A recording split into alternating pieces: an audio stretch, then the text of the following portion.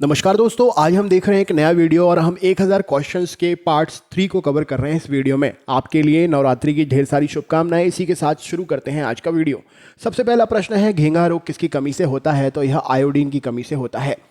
Next प्रश्न है, कौन सी ग्रंथि इंसुलिन स्त्रावित करती है? तो अग्नाशय ग्रंथि इंसुलिन स्त्रावित करती है।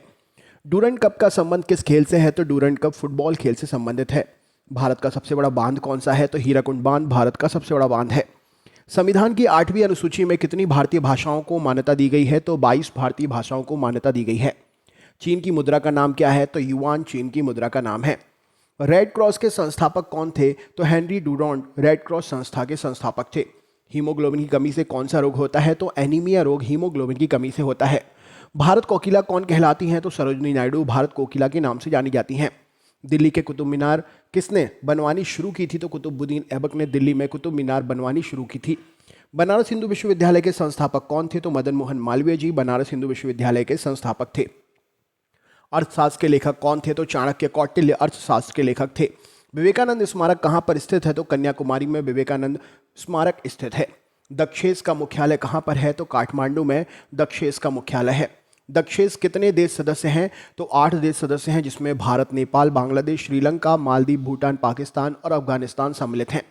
भारत की तटरेखा की लंबाई कितनी है? तो 7516 किलोमीटर भारत की तटरेखा की लंबाई है और ये वर्ग किलोमीटर में है।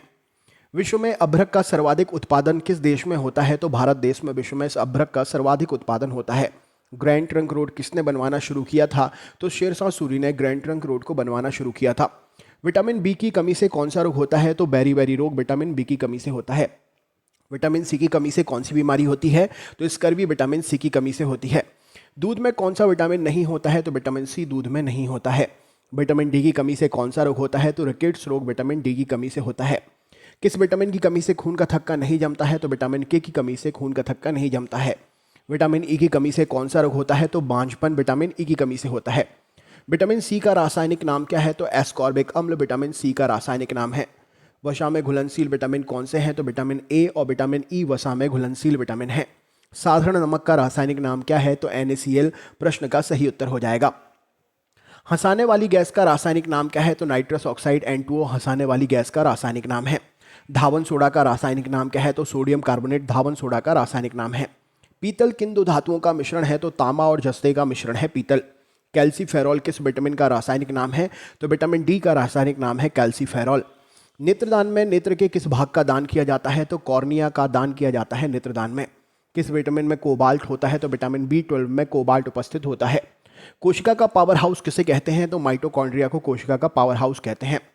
लाल रक्त कणिकाओं का निर्माण हमारे शरीर के किस भाग में होता है? तो अस्थि मज्जा बोन मैरो में लाल रक्त कणिकाओं का निर्माण होता है हमारे शरीर में।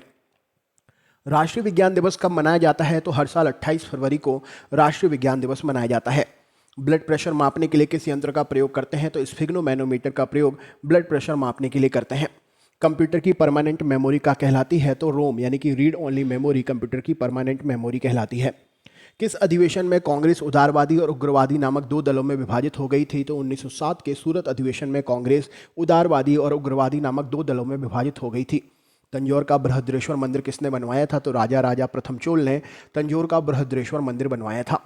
मुगल सम्राट अकबर का जन्म कहाँ पर हुआ था? तो अमरकोट के दुर्ग में मुगल सम्राट अकबर का जन्म हुआ था।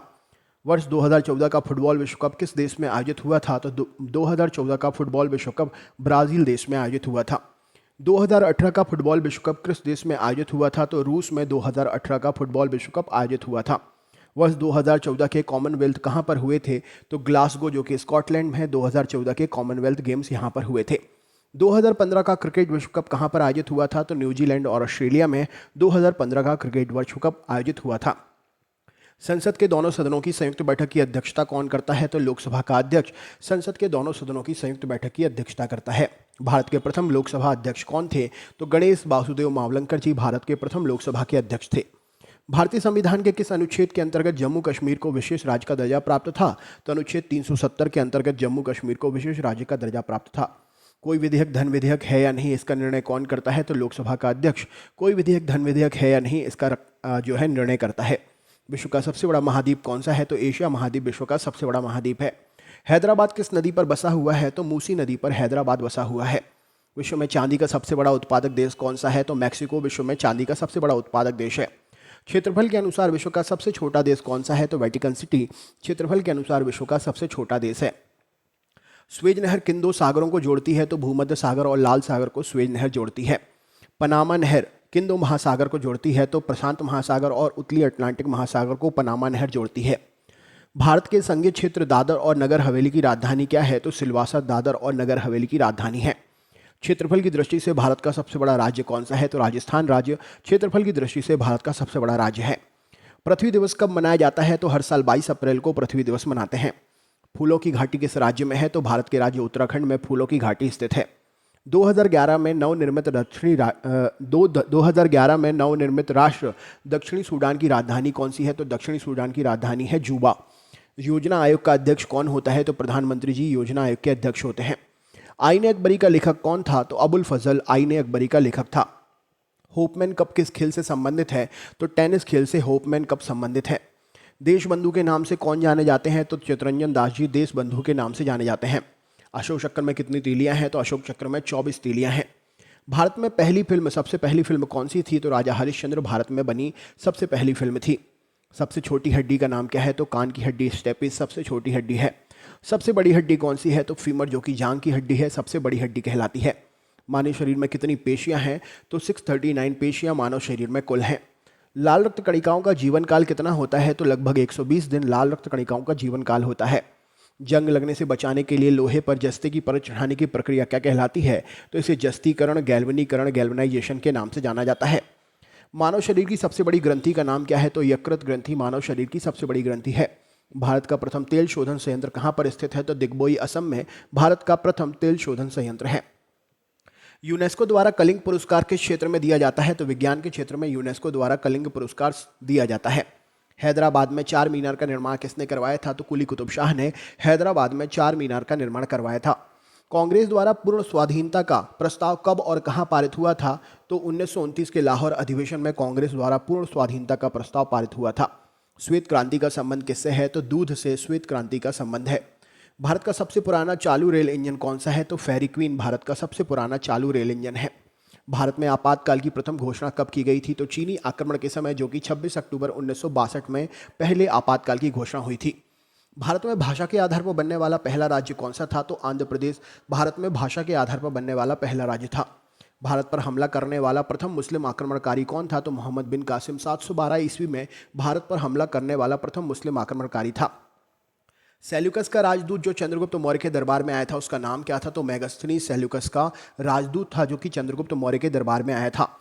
श्रीलंका का पुराना नाम क्या है? तो सिलोन श्रीलंका का पुराना नाम है। विटामिन की खोज किसने की थी? तो फंक ने विटामिन की खोज की थी। स्टेनलेस स्टील किसकी मिश्र धातु है? तो आयरन क्रोमियम और निकल मिलकर स्टेनलेस स्टील बनता है। कांसा किस धातु का मिश्रण होती है? तो कॉपर और टिन का मिश्रण कांसा कहलाता है। स्वामी विवेकानंद ने शिकागो में हुए विश्व धर्म सम्मेलन को कब संबोधित किया था? तो 1893 में स्वामी विवेकानंद ने शिकागो में हुए विश्व धर्म सम्मेलन को संबोधित किया था। जलियांवाला बाग हत्याकांड कब हुआ था? तो 13 अप्रैल 1919 को जलियांवाला बाग हत्याकांड हुआ था। पृथ्वी पर उत्तरी गोलार्ध में सबसे बड़ा दिन कब होता है? तो 21 जून को पृथ्वी पर उत्तरी गोलार्ध में सबसे बड़ा दिन होता है। महात्मा बुद्ध ने अपना पहला उपदेश कहाँ पर दिया था? तो सारनाथ में महात्मा बुद्ध ने अपना पहला उपदेश दिया था। साइमन कमीशन के बहिष्कार के दौरान लाठीचार्ज से किस नेता की मृत्यु हो गई थी? तो लाठीचार्ज से लाला लाजपत राय की मृत्यु हो गई थी। भारत में निर्मित प्रथम कंप्यूटर का नाम क्या है? तो सिद्धार्थ भारत में निर्मित प्रथम कंप्यूटर था। गायत्री मंत्र का उल्लेख किस ग्रंथ में किया गया है? तो ऋग्वेद ग्रंथ में गायत्री मंत्र का उल्लेख मिलता है। मानव शरीर में पाचन क्रिया अधिकतर किस अंक में संपन्न होती है? तो मानव शरीर में पाचन की क्रिया अधिकतर छोटी आंत में संपन्न होती है।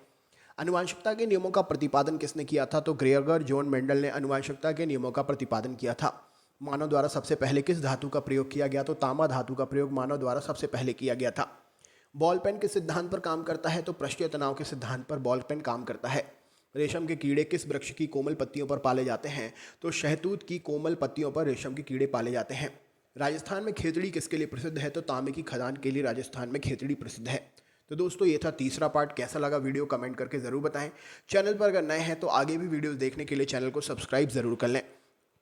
लाइक करें, शेयर करें, कमेंट करें। बहुत बहुत धन्यवाद।